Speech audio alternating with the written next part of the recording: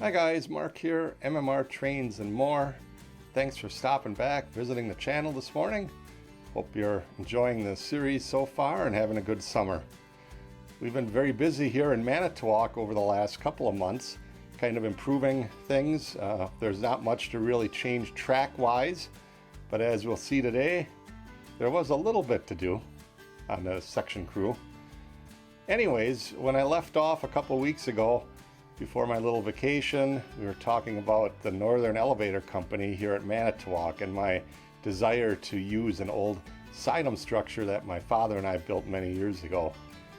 It served its purpose. It was a thing on the layout where the operators could see where the cars were going, and it had signage on it, easy to spot, but nothing like the prototype. And from my research and even from my own memory, the building just didn't cut it. So came off the layout, and now it was time to rethink that 1 by 3 foot area on the layout.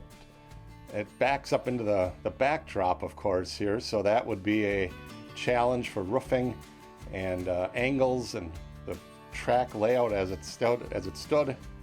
I didn't want to change too much on that, but I knew I had to make a new siding for the coaling tower. Previously, there was a spur off of the Northern Elevator spur that led to the coaling tower. Yeah, I mean, it was a switch at Manitowoc that wouldn't have to be done, very often, but it was sort of a lazy thing on my part to add a spur off of another spur. It's not, unheard of on the prototype, but it made it a little bit of a challenge for the operators, and now they would have had to pull cars off of the elevator spur to get to the coaling tower. And the size of the new structure didn't allow that switch to be in there, so off I went to the old track bin, found an old Shinahara Lambert code 70 switch and installed that, a few different bends of the track, and we were all set. We now had a separate spur for the coaling tower and of course a separate one for the elevator company. So step 1 complete. Step 2, I like to mock up a cardboard building if I can, something just to give me a visual, not to scale necessarily, just close, see what I'm dealing with, and so I did that, and it came out looking pretty impressive, like the prototype picture. It's a big structure. It stood about 95 feet tall, and the length of it, you can kind of judge by a boxcar there.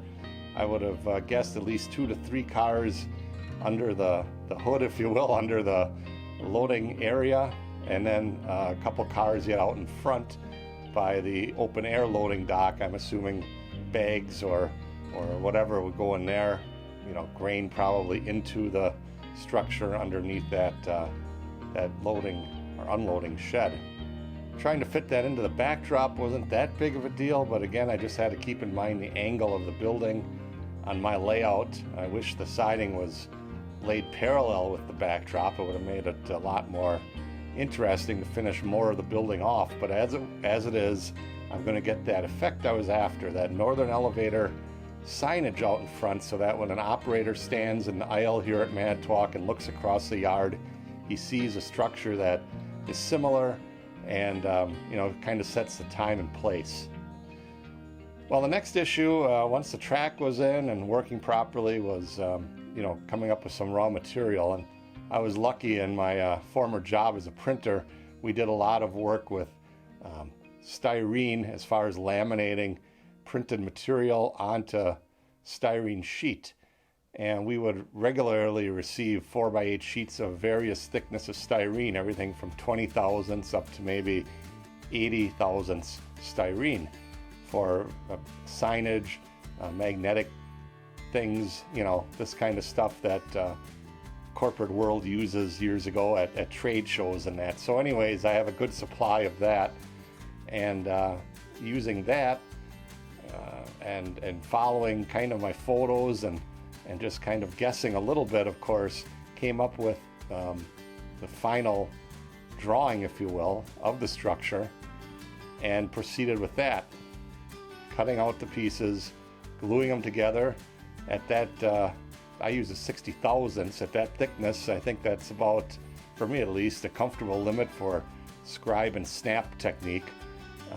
You can go a little deeper or a little heavier, I should say, but windows and that become a little more problematic the thicker you go, right?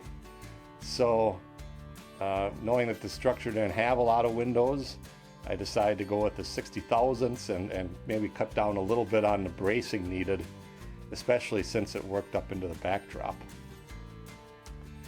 One issue though was the office of the structure, and on the prototype it had a structure out on the east end of the building.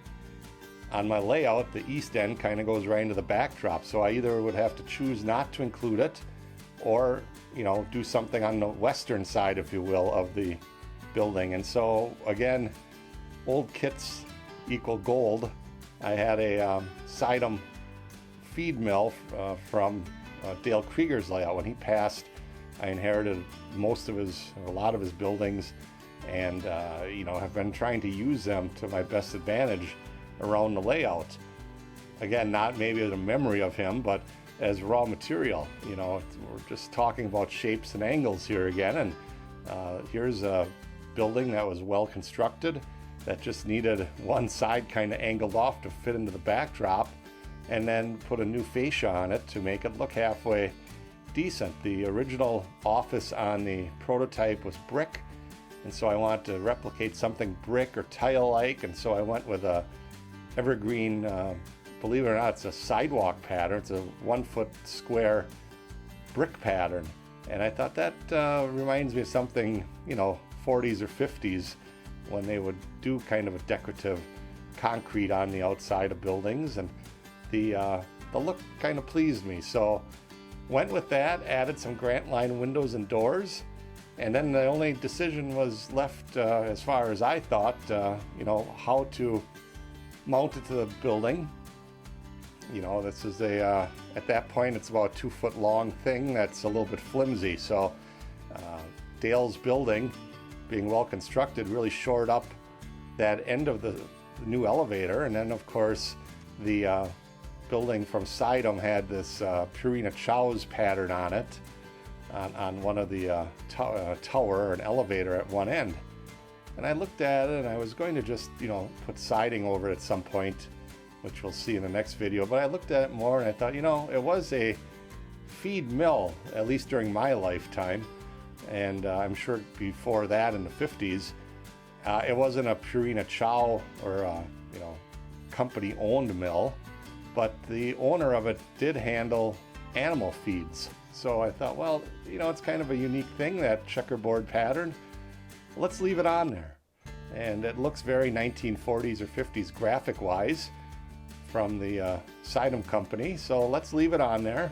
And Northern Elevator Company will handle Purina Chow's on that end. There'll be an outlet for that for the farmer in the area. So anyhow, this is what I did. Interesting concept, I suppose. It varies from the prototype, but adds a little character, I think, to the building itself. So this is going to be a 2-part episode. We're going to leave it off here. As you can see, I've got a roof on the overhang, the unloading dock, if you will. I still have yet to add doors on that open air loading area. I'd like to add an overhead door next to the office for a truck loading area, pickup truck or stake truck, probably more so, an old farm truck. And then, you know, the rest of the building is into the backdrop, so the business end where the farmer brings his product in is, you know, beyond the backdrop, as they say. The building itself is adequate for this area.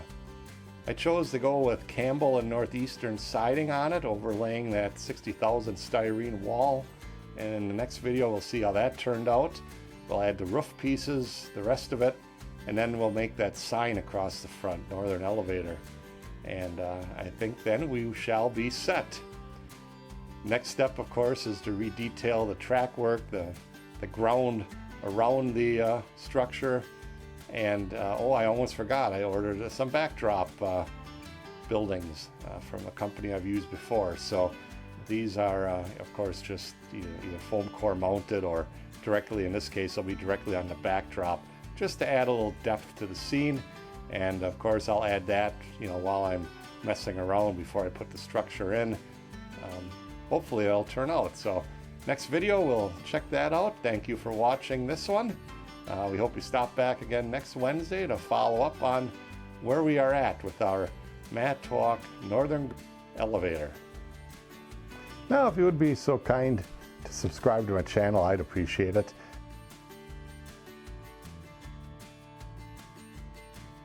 Thank you for tuning in today, and we'll see you down the rails.